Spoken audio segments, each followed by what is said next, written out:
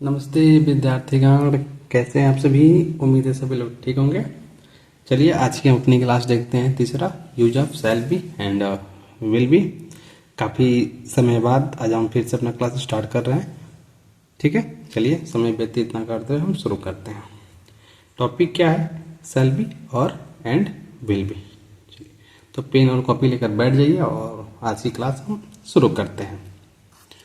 जब वाक्य के अंत में गा गे गी हो और वाक्य के भाव से स्पष्ट हो कि दी गई स्थिति भविष्य में स्थायी रूप से बनी रहेगी, तब शैल बी और विल बी का प्रयोग होगा। क्या है इसका मतलब, समझिए ध्यान से। जब वाक्य के अंत में गा गे गी हो, वाक्य के अंत में गा गे गी जो दिया है ना, इसका क्या मतलब है? जब भी आप खुद से कुछ बोलेंगे अपने बारे में और भविष्य के बारे में बोलेंगे कि मैं ईमानदार हूं, अभी के लिए मैं ईमानदार हूं, मैं ईमानदार रहूंगा, यानी कि भविष्य के बारे में बोल रहूंगा। लास्ट में गया कि नहीं आया, मैं खुश रहूंगा, मैं तैयार रहूंगा, भविष्य के बारे में बात कर रहे हैं। तो जब भी भविष्य के बारे में बात करेंगे और वो फिक्स है कि ऐसा ही होगा, वो बदलेगा नहीं, आप ईमानदार हैं, ईमानदार रहेंगे। आज आप खुश हैं तो उस दिन भी आप खुश रहेंगे। ठीक है, तो सभी भविष्य में होती हैं और उसके लिए शैल बी और विल बी का प्रयोग होता है। ठीक है जी, इस बात को ध्यान में रखिए। ठीक है, अब देखिए उसके आगे, और वो बदलेगा भी नहीं। देखिए भविष्य लिखा हुआ है, बना रहेगा। ठीक है, इसके साथ किसका प्रयोग होता है ये देखिए। सामान्यतः आई और वी के साथ शैल बी तथा अन्य सभी सब्जेक्टों के साथ विल बी का प्रयोग होता है। ऐसा क्या मतलब है? जब भी आप बोलेंगे अपनी बात, आप बोलेंगे, है ना, तो हमेशा आई से बोलेंगे या तो यू से बोलेंगे। तो जब भी आप खुद बोलिएगा तो वहाँ शैल बी का प्रयोग करिएगा। कब? जब आप खुद बोले। आई अपने बारे में कोई व्यक्ति बोलता है तो आई से ही बोलता है या तो हमसे बोलता है। और दूसरा कोई व्यक्ति बोलेगा, चाहे आप किसी दूसरे के बारे में कहेंगे ना, तो वहाँ आपको जनरली सी बात है विल बी का ही प्रयोग होगा। इसमें सोचने वाली ज़्यादा बात नहीं है, आप स्वयं से प्रैक्टिस कर सकते हैं। आप अपने बारे में बोल के देखिए, आई से ही बोलेंगे। आप दूसरे के बारे में बोल के देखिए, हमेशा देखिए सेकेंड पर्सन थर्ड पर्सन से बोलेंगे। आप बोल के देख लीजिए स्वयं आप। ठीक है, चलिए हम आगे बढ़ते हैं। आपको हमारी बात ये समझ में आई होंगी। अगर नहीं समझ में आई हो तो फिर एक बार वीडियो को पीछे करके तुरंत फिर सुनिए, आपको जरूर समझ में आएगी। इस यहाँ पे कुछ दिया हुआ है, कुछ सेंटेंस। ठीक है, जैसे मैं खुश रहूंगा तो आई शैल बी हैप्पी। क्यों? क्योंकि मैं खुश रहूंगा, अपने बारे में बात कर रहा हूं ना, तो आई शैल बी हैप्पी। ठीक है, चलिए यहाँ पे कुछ सेंटेंस दिए गए हैं। देखिए एक्सरसाइज नंबर 19। चलिए इसको हम लोग बनाते हैं। मैं तैयार रहूंगा, पेन कॉपी लेकर बैठ जाइए और हम लोग बनाना शुरू करते हैं। एक्सरसाइज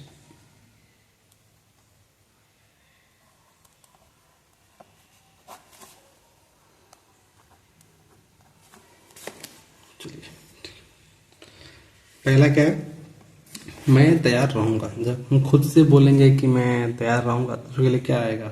मैंने बता रखा है पहले। जब भी आप खुद बोलेंगे तो हमेशा आई लगता है। क्या लगता है? आई। तो क्या लगाएंगे यहाँ पर? आई।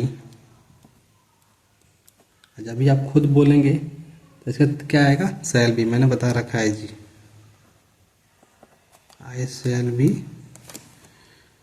तैयार रहूंगा। तैयार क्या होता है? रेडी। ठीक है जी, आई शैल बी रेडी, मैं तैयार रहूंगा। ठीक है, अगला क्या है? आप दयालु रहेंगे। आप दयालु, आपके लिए क्या लगता है? वी। और जब भी आप दूसरे के बारे में बात करेंगे तो क्या आएगा? Will be. We will be क्या? काइंड। काइंड मतलब दयालु होता है। ठीक है जी, वी विल बी काइंड। आगे देखिए, मैं बीमार रहूंगा। आप बीमार खुद हैं तो आई शैल बी। इसका मतलब है किसी का तबीयत खराब है और अब भी खराब है, भविष्य में खराब रहेगा। ठीक है, मैं स्वस्थ रहूंगा ना, आई शैल बी हेल्थी।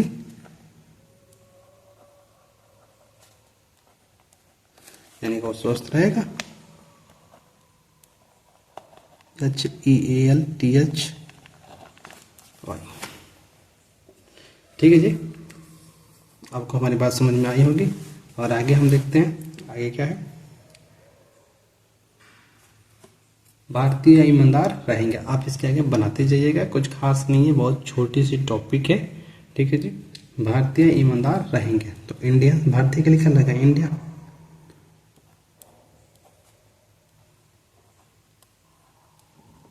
इंडियन क्या ईमानदार रहेंगे, विल बी हॉनेस्ट।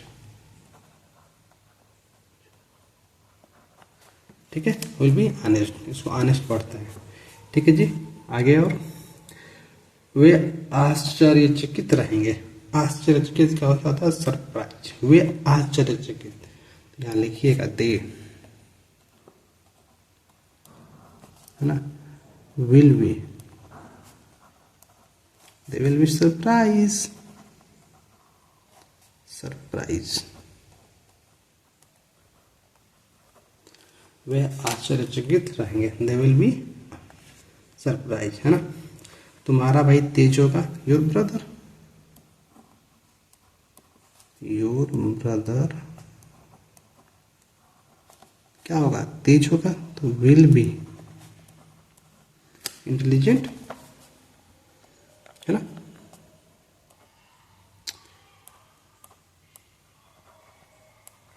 इंटेलिजेंट, ठीक है जी, ठीक है। और आगे आप इसको पढ़िएगा और बनाइएगा। इसमें आगे कुछ दिया है उसको भी हम पढ़ दे रहे हैं। देखिए यहाँ पर स्वास्थ्य अभी भी थोड़ी हल्की बनी है, तो इसलिए थोड़ा आवाज़ आपको कम धीरा लग रहा होगा। इसके लिए प्रयास करेंगे जल्द से जल्द हम अपनी स्वास्थ्य को सही करें।